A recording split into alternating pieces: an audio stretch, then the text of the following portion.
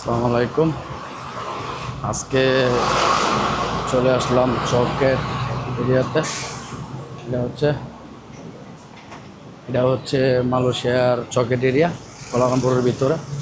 এই এরিয়াটা অনেক বিখ্যাত। বিখ্যাত হচ্ছে এখানে হোলসেলের দোকান প্রচুর।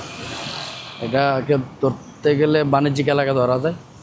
এখানে আপনার বাচ্চাদের খেলনা থেকে নিয়ে সাইকেল, তারপর মোটরসাইকেল, তারপর হচ্ছে ব্যাগ, কাপড়, সব কিছুই এরিয়াতে পাওয়া যায়।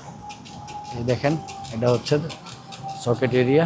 সামনে যে দোকানগুলো দেখতেছেন, এই দোকানগুলো অনেক অনেক দোকান এখানে।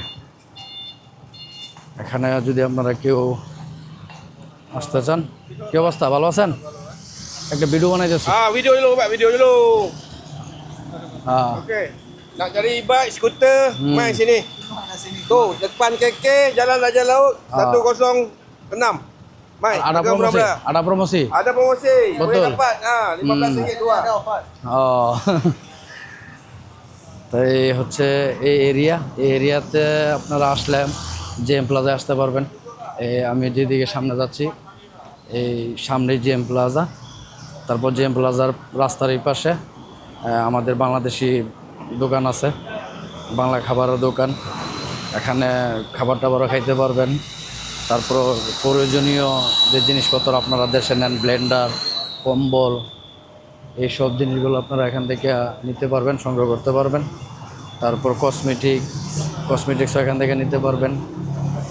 তারপর ইলেকট্রিক জাতীয় আরও অনেক জিনিস আছে, ইলেকট্রিক জাতীয় জিনিসগুলো নিতে পারবেন। এই হচ্ছে দেখেন খেলনার দোকানগুলো। যদি আপনারা আসেন তাহলে এখান থেকে অবশ্যই এগুলা কম টাকার ভিতরে, কম প্রাইজের ভিতরে নিতে পারবেন।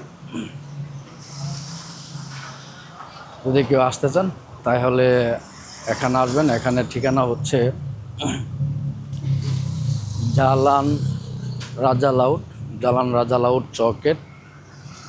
এখানে যদি এলআরটির মাধ্যমে আসেন তাহলে আপনারা এলআরটি দিয়ে আসতে পারবেন। সুলতান ইসমাইল এলআরটি স্টেশন। সুলতান ইসমাইল এলআরটি স্টেশনে নামবেন। নামার পরে একটা ফ্লাইওভার আছে, ফ্লাইওভারের হাতের বাম পাশে আপনারা আসলে, ফ্লাইওভার থেকে নিচে নামলেই আপনারা এই দোকানগুলো পাইবেন। আর বাসে যদি আসতে চান তাহলে জালান রাজা লাউড বাস স্ট্যান্ড নামবেন। ওই সামনে বাস স্টপিজ আছে, এই সামনে যেটা দেখেন এটা হচ্ছে বাস স্টপিজ। এখানে নামতে পারেন। এখানে নামলে আপনারা নামার সাথে সাথেই এই দোকানগুলো পাইবেন।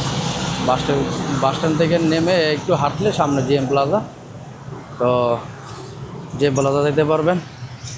এই হচ্ছে অবস্থা। যদি আপনারা কেউ আসতে চান তাহলে আসবেন চকেট এরিয়াতে। আল্লাহ হাফেজ। তো সবাই ভালো থাকবেন।